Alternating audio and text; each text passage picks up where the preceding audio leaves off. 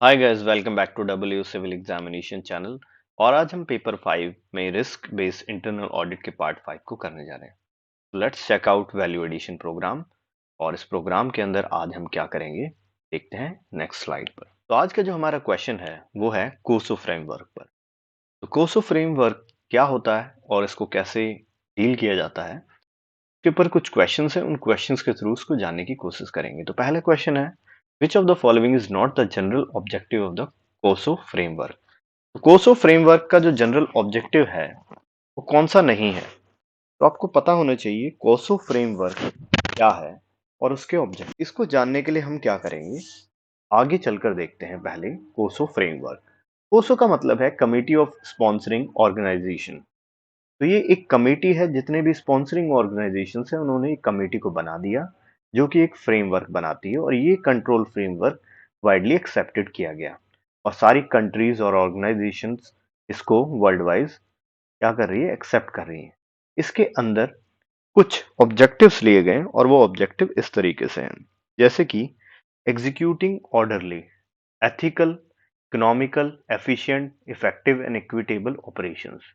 यानी कि एग्जीक्यूशन जो होगा वो ऑर्डर मैनर में होगा, ऑर्डरली मैनर में है, और एथिकल, इकोनॉमिकल, एफिशिएंट और इफेक्टिव और इक्विटेबल ऑपरेशंस किए जाएंगे। और क्या किया जाएगा, अकाउंटेबिलिटी की जो ऑब्लिगेशंस होंगी उनको फुलफिल किया जाएगा। यानी कि कौन अकाउंटेबल होगा, किस तरीके से उनको अकाउंटेबल बनाया जाएगा। आगे है complying with applicable laws and regulations. जो लॉज हैं या रेगुलेशंस हैं उनको कंप्लाई किया जाए। तो ये सब कोसो फ्रेमवर्क में आता है। और क्या क्या आता है, safeguarding resources against loss, misuse and damage. यानी कि जब भी कोई डैमेज, लॉस या मिसयूज होने वाले होते हैं तो उनके अगेंस्ट कैसे हम अपने रिसोर्सेज को बचा सकते हैं, उनको सेफ गार्ड कैसे कर सकते हैं ताकि रिसोर्सेज का ना लॉस हो पाए, ना मिसयूज हो, ना डैमेज हो। तो यहाँ पर हम अपने पिछले क्वेश्चन की तरफ चलते हैं और उसका आंसर देखते हैं। तो क्वेश्चन है, which of the following is not a general objective course of framework. अभी पीछे जो लास्ट स्लाइड थी उसमें हमने ये सारे के सारे ऑब्जेक्टिव देखे और उनको देखने के बाद में हमें पता चला कि फुलफिलिंग अकाउंटेबिलिटी ये भी एक ऑब्जेक्टिव है, complying with applicable laws and regulation ये भी एक ऑब्जेक्टिव है, और safeguarding resources against loss, misuse और डैमेज ये भी एक ऑब्जेक्टिव है। तो इसका मतलब कोसो फ्रेमवर्क में सारे ऑब्जेक्टिव है। तो इसका ऑप्शन जो होगा वो डी लगाया जाएगा। चलते हैं नेक्स्ट क्वेश्चन की ओर। नेक्स्ट क्वेश्चन है, which of the following are key concept of COSO framework. COSO framework के कौन कौन से की कंसेप्ट हैं। यहाँ पर तीन ऑप्शंस दिए हुए हैं और चौथा ऑप्शन है ऑल ऑफ द अबव। तो जानेंगे कोसो के की कंसेप्ट। तो चलते हैं नेक्स्ट स्लाइड पर और देखते हैं कोसो के की कंसेप्ट क्या है। तो कंट्रोल लेवल पर जब भी हम कोसो के कंपोनेंट्स या कंसेप्ट देखेंगे तो वो क्या है। तो कंसेप्ट है risk assessment, control environment, information and communication, control activities and monitoring. तो यहाँ से हमें पता चला कि ये सारे हमारे जो है कोसो के कंपोनेंट्स हैं, की कंसेप्ट्स हैं। तो इसके अकॉर्डिंग जो हमारा आंसर हो गया वो हो गया ऑल ऑफ द अबव। यानी कि कंट्रोल एनवायरनमेंट और रिस्क असेसमेंट ये भी कोसो के कंसेप्ट हैं, कंट्रोल एक्टिविटी एंड मॉनिटरिंग ये भी कोसो का एक कंसेप्ट है, और इंफॉर्मेशन एंड कम्युनिकेशन ये भी कोसो का एक कंसेप्ट है। तो चलते हैं इसको थोड़ा और डिटेल में जानते हैं। रिस्क असेसमेंट ये हम जानते ही हैं, ये क्या है, किसी भी एंटिटी जो होगी उस एंटिटी के वाइड ऑब्जेक्टिव्स को पूरा करने के लिए हमें रिस्क असेसमेंट हमेशा करना होगा। तो यानी कि रिस्क असेसमेंट के अंदर एट्रीब्यूट, एट्रीब्यूट मतलब उसके जो गुण हैं या जो चीजें हैं उससे जुड़ी वो क्या क्या हो सकती हैं। तो रिस्क असेसमेंट में क्या होगा, एंटिटी की वाइड ऑब्जेक्टिव्स के लिए किया जाएगा, एक्टिविटी लेवल ऑब्जेक्टिव्स के लिए किया जा सकता है, रिस्क आइडेंटिफिकेशन की जानी चाहिए, मैनेजिंग चेंजेस को मैनेज किया जाना चाहिए। कंट्रोल एनवायरनमेंट में क्या होता है, कंट्रोल एनवायरनमेंट जो है वो इंटीग्रिटी और एथिकल वैल्यूज इसमें इंक्लूड होती हैं। तो ये सारे चीजें हम यहाँ देख रहे हैं। इसको आप डिटेल में जा सकते हैं और इसे पढ़ सकते हैं। इससे भी कुछ इंपॉर्टेंट क्वेश्चंस फ्रेम किए जा सकते हैं। यानी कि ये पूरा एक डायग्राम कुछ इंपॉर्टेंट क्वेश्चंस को फ्रेम करने में काम आ सकता है। इस पूरे टॉपिक में हम इस डायग्राम को बार बार रेफर करेंगे। तो चलते हैं नेक्स्ट लेवल पर वहां पर पढ़ेंगे कंट्रोल एनवायरनमेंट। कंट्रोल एनवायरनमेंट क्या है? जैसे कि कोई भी ऑर्गेनाइजेशन है, उस ऑर्गेनाइजेशन में जो इंटरनल कंट्रोल या सिस्टम्स होंगे, उन सिस्टम्स के अंदर हमेशा कंट्रोल्स को जो भी लोग होंगे, जो एम्प्लॉय होंगे, वो हमेशा अफेक्ट करेंगे। यानी कि उनके एक्शंस जो होंगे वो हमेशा कंट्रोल्स पे इफेक्ट डालेंगे। तो जितने भी पीपल होंगे मिनिस्ट्री के अंदर, डिपार्टमेंट के अंदर या अटैच्ड जो होंगे लोग, अगर इंटरनल कंट्रोल्स को हम क्रिटिकली इंप्लीमेंट करना चाहते हैं किसी मिनिस्ट्री या डिपार्टमेंट में, तो उन लोगों का कमिटमेंट बहुत जरूरी है। अगर वो कमिटमेंट नहीं होगा तो इंटरनल कंट्रोल को हम लगा नहीं सकते। तो ये जो कमिटमेंट है, यानी कि हमने एक ऐसा एनवायरनमेंट बना लिया जो कि कंट्रोल्स के लिए हेल्पफुल है, तो उसे बोलेंगे कंट्रोल एनवायरनमेंट। और कंट्रोल एनवायरनमेंट की वजह से क्या होता है, मिनिस्ट्री के अंदर या डिपार्टमेंट के अंदर क्या होगी, इन इंटीग्रिटी आएगी, एथिकल वैल्यूज आएंगी, और मिनिस्ट्री एज ए होल अपना काम कर पाएगी। तो ये सारी चीज थी कंट्रोल एनवायरनमेंट के अंदर। तो यहां पर देखा हमने कंट्रोल एनवायरनमेंट क्या है, उसके अंदर इंक्लूड करता है integrity, ethical value, commitment for the competence, board of director और ऑडिट कमिटी। ये सारी चीजें हम यहाँ देख सकते हैं। आगे चलते हैं अगेन कुछ नेक्स्ट टॉपिक पर। तो यहाँ पर हमने एक क्वेश्चन लिया है। क्वेश्चन है categorize the following control activity as per their type. Preventive या डिटेक्टिव, कौन सी टाइप की ये एक्टिविटी होगी? तो यहाँ पर नंबर ऑफ एक्टिविटीज दी हुई है, पूरी 8 एक्टिविटीज आपके सामने हैं। ये क्वेश्चन आपको करना है। आप इस क्वेश्चन को सीखेंगे और सीखने के बाद इसको अपने अकॉर्डिंग इनको सेग्रीगेट करेंगे और अलग अलग लिखेंगे, कौन सी एक्टिविटी प्रिवेंटिव में होनी चाहिए, कौन सी डिटेक्टिव में होनी चाहिए। तो अभी हम एक एग्जाम्पल के द्वारा इसको जानेंगे कि एक्टिविटीज कौन सी डिटेक्टिव होती है, कौन सी प्रिवेंटिव होती है, कौन से एक्टिविटीज जो होंगी वो डिटेक्टिव में लेंगे और कौन सी प्रिवेंटिव में लेंगे। तो लेट्स मूव टू टाइप। तो टाइप ऑफ कंट्रोल्स में हम प्राइमरली दो टाइप के बारे में पढ़ने वाले हैं। पहला टाइप है प्रिवेंटिव कंट्रोल्स। प्रिवेंटिव मतलब है कि रिस्क को प्रिवेंट ही कर दें, अगर हम अकर ही ना होने दें तो उसे प्रिवेंटिव कंट्रोल होते हैं। एग्जाम्पल है barring entry of unauthorize personnels in government office. मान लीजिए कि आपके पास एक सीक्रेट इंफॉर्मेशन है, तो अगर आप उसमें अनऑथराइज पर्सन को एंट्री ही नहीं करने देंगे तो ये एक प्रिवेंटिव कंट्रोल है। और क्या है, सेग्रीगेशन ऑफ ड्यूटीज। जो ड्यूटीज है वो सबकी अलग अलग लगा देंगे, तो वो क्या हो गया, वो भी एक प्रिवेंटिव मेजर है।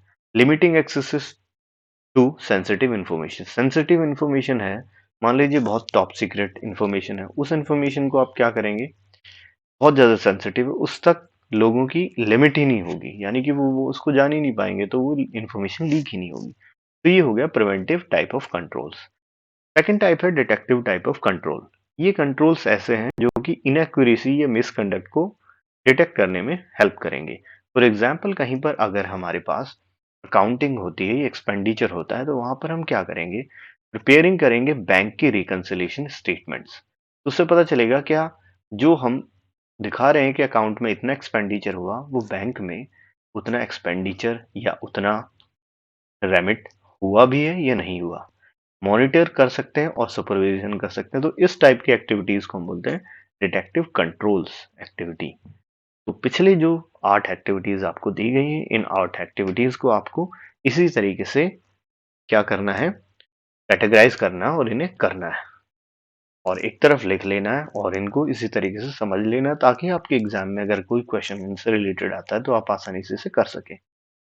पहला एक क्वेश्चन मैं आपके लिए कर देता हूं। पहला वाला जो एक्टिविटी उसको लेते हैं segregation of duties, separating authorization, custody, record keeping rules. Segregation of duty अगर हम कर देंगे तो उससे क्या होगा, प्रिवेंटिव टाइप ऑफ कंट्रोल बनेगा या डिटेक्टिव टाइप ऑफ कंट्रोल बनेगा? सेग्रीगेशन ड्यूटी हम जानते हैं कि ये एक प्रिवेंटिव टाइप ऑफ कंट्रोल बनेगा। क्यों? क्योंकि यहां से हम क्या कर रहे हैं, एक पर्टिकुलर चीज को प्रिवेंट कर रहे हैं। जैसे कि अगर हम ऑथराइजेशन करने वाले लोगों को अलग कर देते हैं, तो उससे जो ऑथराइज करने वाले हैं लोग हैं वही उस पर्टिकुलर प्रोग्राम को या पेमेंट को ऑथराइज करेंगे। तो यहां से हमने क्या करा, मिस यूज को होने से बचा लिया, तो हमने प्रिवेंट किया उसे। तो जो भी सेग्रीगेशन ऑफ ड्यूटी है वो प्रिवेंटिव कंट्रोल्स में आती है। तो ये हमने देखा। इस तरीके से आप इन 8 एक्टिविटीज को अपने अकॉर्डिंग डिवाइड करें और इन पर आने वाले क्वेश्चंस को प्रिपेयर कर सकते हैं और अपनी प्रिपरेशन को एक बूस्ट दे सकते हैं। तो चलते हैं आगे कुछ नेक्स्ट चीजों पर। क्वेश्चन नंबर 4 है हमारे पास। For controls to function effectively, ministry department must receive feedback about control activities in a timely, reliable and also in a gender sensitive manner. Hence communication should flow. अब यहाँ पर बोल रहा है कि अगर मिनिस्ट्री चाहती है कि इफेक्टिव कंट्रोल्स लगे, फंक्शंस जो हैं कंट्रोल इफेक्टिवली काम करें, उनका फंक्शन इफेक्टिव हो, तो हमें क्या करना होगा? फीडबैक चाहिए होंगी। कंट्रोल में जो एक्टिविटीज है उनका फीडबैक चाहिए। लेकिन फीडबैक कैसा होना चाहिए? टाइमली होना चाहिए। मान लीजिए कहीं पे आग लगने वाली, तो हमें पता चलना चाहिए जब इनिशियल लेवल पे ही आग लगी है, चिंगारी लगी है। अब सब कुछ जलने के बाद में पता चलेगा तो उसमें हम कोई कंट्रोल कर नहीं पाएंगे। आगे रिलायबल होनी चाहिए इन्फॉर्मेशन। पता चलिए चला कि हमें आग लगने वाली है और वो रिलायबल इन्फॉर्मेशन हमें यही नहीं पता चली कि लोकेशन कहाँ पर है, और हमें लोकेशन नहीं पता चल पा रही, तो ये एक दिक्कत है। Also in a gender sensitive manner, यानी कि जब भी फीडबैक हमें चाहिए तो जेंडर सेंसिटिव मैनर में भी, क्योंकि हमें मेल फीमेल जो भी जेंडर्स है उनको भी ऑर्गेनाइजेशन में रखना होता है, तो इसलिए हमें हर तरीके की इंफॉर्मेशन चाहिए। तो जो कम्युनिकेशन हो रहा है वो बहुत जरूरी है कभी भी कंट्रोल्स के इफेक्टिव फंक्शंस के लिए। तो मिनिस्ट्री में जो कम्युनिकेशन होना चाहिए वो क्या होना चाहिए? कम्युनिकेशन टॉप टू डाउन होना चाहिए, जैसे कि ऑप्शन ए है, या टॉप टू बॉटम होना चाहिए, या फिर अपवर्ड फ्लो होना चाहिए, जैसे कि सेकंड में दिया हुआ है। अक्रॉस द मिनिस्ट्री सबके पास जाना चाहिए, या फिर एक डी ऑप्शन दिया है, फ्लो जो है वो अप भी हो सकता है, डाउन भी हो सकता है, अक्रॉस भी हो सकता है, सारे कंपोनेंट के थ्रू भी हो सकता है, और पूरे स्ट्रक्चर के थ्रू भी हो सकता है। तो यानी कि अगर हम कभी भी कम्युनिकेशन को कंट्रोल्स के इफेक्टिव फंक्शंस के लिए यूज करेंगे, तो हमेशा वो up down across all components के थ्रू और एंटायर स्ट्रक्चर में होना चाहिए। यानी कि हर तरीके से कम्युनिकेशन पॉसिबल होगा, तभी आपके कंट्रोल्स इफेक्टिवली वर्क कर पाएंगे। तो इस क्वेश्चन से ही हमने यहाँ पर आंसर जान लिया, और यहाँ पर हमें एक बात समझ में आ गई कि कम्युनिकेशन का फ्लो किस और होना चाहिए। तो इतना ही ये क्वेश्चन आपको एक पर्टिकुलर टॉपिक को समझाने में हेल्प करता है। Let's move to our next, और इसका आंसर आप डी लिख देंगे। चलते हैं नेक्स्ट क्वेश्चन पे। Which type of controls are better and why? कौन से टाइप ऑफ कंट्रोल्स जो हैं वो बेटर हैं? तो यहाँ पर हम जो पढ़ने वाले हैं वो है दो टाइप के कंट्रोल, और वो कंट्रोल क्या है? पहला कंट्रोल है हमारे पास बिल्ट इन कंट्रोल, और दूसरा है super imposed control. Built in control क्या है? कभी भी हम कोई चीज करने जा रहे हैं तो उसमें अगर हमने कंट्रोल्स को पहले से ही उस प्रोग्राम के अंदर ही बना रखा है, यानी कि जैसे कोई एक पर्टिकुलर फंक्शन है, उस फंक्शन में ये है कि अगर कभी भी आपके यहाँ पर कोई भी शॉर्ट सर्किट होगा तो ऑटोमेटिकली वहां पर अलार्म जलने लगेगा, यानी कि फायर डिटेक्शन अलार्म आपने पहले से इनबिल्ट के अंदर लगा रखे हैं। तो वहां पर क्या होगा? वो इनबिल्ट फंक्शन हो गया, और इनबिल्ट रहेगा तो हमेशा वो क्या करेगा? हेल्पफुल रहेगा, वो सपोर्ट करेगा, एनेबल करेगा क्विक रेस्पॉन्स को। लेकिन अगर आपने एक बाहर से अलग से सिस्टम लगाया कि आग लगने के बाद में जब वो फैल जाएगी उसके बाद कोई ऑब्जर्व करके दूर से उसे बताएगा, इसमें क्या होगा कि हमने एक सुपर इम्पोज टाइप का सिस्टम यूज कर लिया, जहां पर क्या हो गया, बाद में हमने उसको अप्लाई किया और वो हमें एक इफेक्टिव चीजें नहीं बता पाएगा। तो आपको पता होना चाहिए जो इसका आंसर आएगा वो बोथ ए, वो कौन सा आंसर होना चाहिए? जो इसका आंसर होगा वो है बिल्ट इन सपोर्ट वाला। और वो बिल्ट इन सपोर्ट वाला ही क्यों होगा? क्योंकि वो सपोर्ट करेगा क्वालिटी को, क्योंकि बिल्ट इन होगा तो वो क्या होगा? उससे क्वालिटी इंप्रूव हो जाएगी। और वो क्या करेगा? इनिशिएटिव्स को एम्पावर करेगा, अवॉइड करेगा अननेसेसरी कॉस्ट को, क्योंकि आपने पहले से ही उसको लगा दिया है, और एनेबल करेगा क्विक रेस्पॉन्स को, क्योंकि आपने इंटरनली ही उसको लगा रखा है, तो रेस्पॉन्स भी क्विक हो जाएगी। जबकि एक बंदा बाहर से ऑब्जर्व करेगा तो उसको टाइम लगेगा, वो बहुत बड़े स्केल पे होने के बाद में फायर को बता पाएगा। जबकि एक बिल्ट इन अंदर ही आपने एक सेंसर लगा रखा होगा, तो सेंसर आसानी से लेस कॉस्ट यूज किए हुए रिलायबिलिटी के साथ में क्वालिटी से आपको क्विक रेस्पॉन्स प्रोवाइड कर सकता है। तो कौन सा कंट्रोल हमारे लिए बेटर है? तो ये दो ऑप्शंस में से आपके पास क्वेश्चन बन के आ सकता है कि बिल्ट इन, ये सुपर इम्पोज, तो आपको बताना है बिल्ट इन। और रीजन क्या है, वो रीजन इसके साथ में लिखे हुए हैं। सपोर्ट क्वालिटी अच्छी होती है, एम्पावरमेंट ऑफ इनिशिएटिव्स होता है, अवॉइड होता है अननेसेसरी कॉस्ट का, और इनेबल करता है क्विक रेस्पॉन्स। तो ये था हमारा फिफ्थ क्वेश्चन। आज की वीडियो में इतना ही। यहाँ पर हमने जाना कोसो फ्रेमवर्क के बारे में, और उस कोसो फ्रेमवर्क में ही हमने ये सारे क्वेश्चंस पढ़े हैं। मिलते हैं एक नेक्स्ट वीडियो में। तब तक आप क्या कर सकते हैं, अपने प्रिपरेशन को और बूस्ट कर सकते हैं।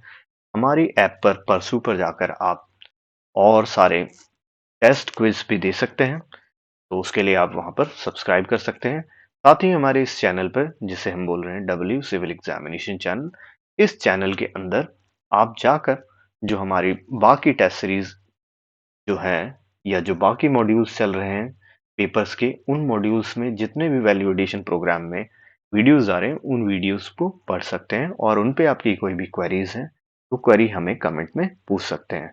फिर हम उन क्वेरीज को लेकर एक अलग से सेपरेट वीडियो आपके लिए लेकर आएंगे। और आप ज्वाइन कर सकते हैं हमारे टेलीग्राम चैनल को। इस टेलीग्राम चैनल पे आपको डेली क्विज दिए जाते हैं, जो क्विज होंगे आपके सब्जेक्ट से, आपके पेपर से रिलेटेड जो क्वेश्चंस होंगे उनका कंपाइलेशन। चलिए मिलते हैं नेक्स्ट वीडियो में। Till then bye bye, see you in the next video.